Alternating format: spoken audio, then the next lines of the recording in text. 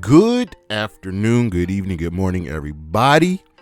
Backlash is in the books. It ended maybe, an hour and a half, maybe 2 hours ago, and I wanted to sit real quick, marinate on the results, but it's over, and you're asking yourselves, well, what just happened? And I'm going to tell you what happened right now. Nothing much happened. This show, if you watched the last episode of the High Risk Wrestling Podcast, this show was very, very predictable. You could bet nothing and make no money on this show. It's that simple. So let's get into the quick pros. The number one pro, the crowd was absolutely amazing, and I feel like there's a trend happening here where I think Backlash is going to be a foreign pay-per-view from here on out for the WWE. Last year's show in Puerto Rico was absolutely fantastic, and this show was pretty good too. But let's dive into it.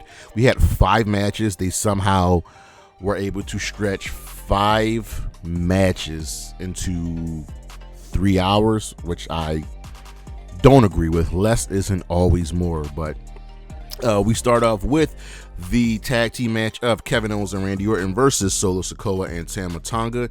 And before the bell even rang, they were just beating the holy hell out of each other. This got the crowd riled up, whose decibel level the night before had already reached over 100. They actually got a warning from the city, like, yo, y'all, you guys are too loud. The crowd was into Randy. They were into KO, Solo, Tama, and they were definitely chanting for "We want Roman." You people are fickle. But they kept fighting. Producers, agent, security tried breaking them up. KO was stunning everybody, and GM Nick Aldis came out and was like, listen, this is what y'all want to do? We're gonna have ourselves a street fight. And it was on, and these 4 gentlemen were going to work, going through tables, chairs, fighting in the crowd. It was a fun fight. And I remember saying on the podcast, I'm surprised this match didn't have any sort of stipulation. Of course, they changed that, which is really, really good. I'm happy they did that. But this was a solid match. It was really fun. And like I said before, the Bloodline was going to win. Tama and Solo weren't going to lose their first match together. But here's how they won. KO had the match won. And someone pulled the referee out of the ring. It was none other than Tonga Loa, the brother of Tama Tonga. God is officially in the WWE. Michael Cole was shocked. Tonga grabbed the steel steps, hit Orton in the head. Solo gave a Uranagi to KO on the chair, hit him with Samoa Spike. 1, 2, 3, and now we've got a new Bloodline all in full. And Paul Heyman was shocked. He had no idea this was happening. Solo Sikoa, Tama Tonga, Tonga Loa, bro. This Bloodline is a lot more vicious and brutal. Am I sensing a coup d'etat? This was great. They somehow, some way, have reinvigorated the Bloodline. This was your run-of-the-mill WWE street fight, but the crowd, their energy, their investment really up the ante here. And the story at the end of the day is the debut of Tonga Loa and Solo Sikoa's Bloodline. So this was great. Next up, we had the WWE Women's Championship as Bayley was defending against Tiffany, Stratton, and Naomi. And for me, ladies and gentlemen, this might be my match of the night. This was so good, and in only 2.5 short years, Tiffany Stratton has ascended to something to watch. This didn't fit your stereotypical mode of WWE triple threat matches where 2 people are in the ring and then 1 person is outside and they fight and they keep switching. Now, this was fun. Everybody was getting their licks in, and the crowd was all in. Of course, you know who was over. These international crowds love themselves some Bayley. This was great.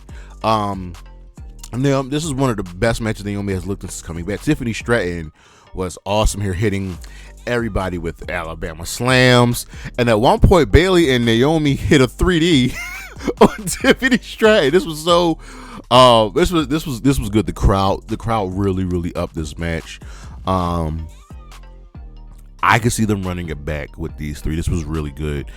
Bayley won after she hits the most devastating move in all of sports entertainment on Naomi, who tried to do the same thing to her, but Bayley wasn't losing his first defense.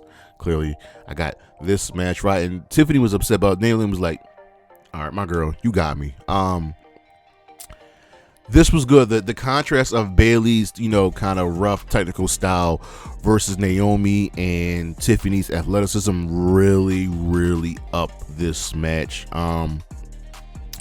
This was good. This was very entertaining, and I'm expecting a one-on-one feud between Bayley and Naomi. Jey Uso was warming up for his match backstage, right?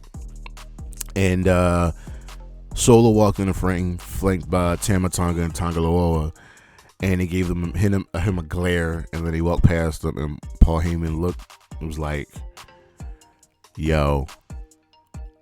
Like, Paul Heyman is worried. He admitted on SmackDown that he has not talked to Roman Reigns since WrestleMania. Man, it's Bloodline. And I thought it was going to be Jacob Fatu to debut. Nah. And Jacob Fatu is probably still going to debut. Oh my God, this Bloodline storyline. Anyway. Moving on to the World Heavyweight Championship match with our champion, Damien Priest, defending against Jey Uso, who entered through the crowd. Again, very predictable. Damien Priest was not going to lose here. But what we did see was Jey Uso had Damien Priest's number. If not for Finn and Jaden McDonough, Damien Priest was going to lose his match. He effectively lost this match, but it was saved by his buddies. We see now why Jey Uso is main event Jey Uso. This was good. This was a really excellent match. Right now the world title is being treated as the B level world championship. But the story here isn't really about Jey losing. It's about Damien Priest wanting to do this by himself, not wanting the help, even though the help helped him win the match, and then stopping JD and Finn from attacking Jey after the match. So we got to keep our ears to the ground for this one. Next up, we have the match that I was least looking forward to. Asuka and Kairi Sane, the Kabuki Warriors, defending the WWE Women's Tag Team Championship against Bianca Belair and Jade Cargill. Listen, I know Bianca and Jay were going to win. They were always going to win. This was not a fun match. First of all, this match went almost 20 minutes. Why? This thing broke down so many times. There was so much confusion, and I'm not putting that on Asuka or Kairi, the two veterans in this match. I'm just not. Cargill's offense was clean and impressive, but still very limited. And yeah, her and Bianca was always going to win. I just didn't like this match. It exceeded expectations. It was better than I thought it was going to be, but more so, I'm more so upset of how Asuka and Kairi Sane are being treated, and they're constantly getting fed to Bianca Belair. Bianca Belair is on the LOL wins train, and the sooner they get these titles off of them, we can move to this Jade versus Bianca feud, the better. I just wish more for not only Asuka and Kairi Sane, but all of Damage Control. They deserve so much better than what they're being given. It is not fair. And finally, we have the WWE Championship match with Cody Rhodes defending against AJ Styles. They made note of mention that Jessica Carr is the first woman referee to ever main event a WWE title match, which is great. Again, this is another match where you knew the winner, you knew the outcome. It was never in doubt. It was never ever going to change. Cody Rhodes and AJ Styles. Cody won, but this was really fine. This didn't feel like AJ Styles should have been the first challenger, but it was still a good enough challenge where you knew we were going to get a good match. These two really complement each other well when it comes to their in ring style, no pun intended. And it was very good. Cody won with only one crossroads. He actually hit it after a super Cody cutter, which was really, really good. And they stayed away from spamming finishers, so that was good as well. This was a fine match. I think we can move on from Cody versus AJ. I'm really curious to see how they're going to build up Cody's other challenges, because the main event scene doesn't seem really strong on SmackDown. But that is Backlash. Take it or leave it. A fine show. I'm going to give it a 7 out of 10. It's upped because of that awesome crowd. I expect Backlash next year to be in another foreign place outside of the United States, and they also just announced that WrestleMania will be taking place April 25th and 26th in Las Vegas. Let that sink in. But that is what just happened. Come back later this week for we got some lists. We got the Hot Wrestling Podcast. We got a whole bunch of stuff going down for you. But that's the show. See you when I see you. Peace.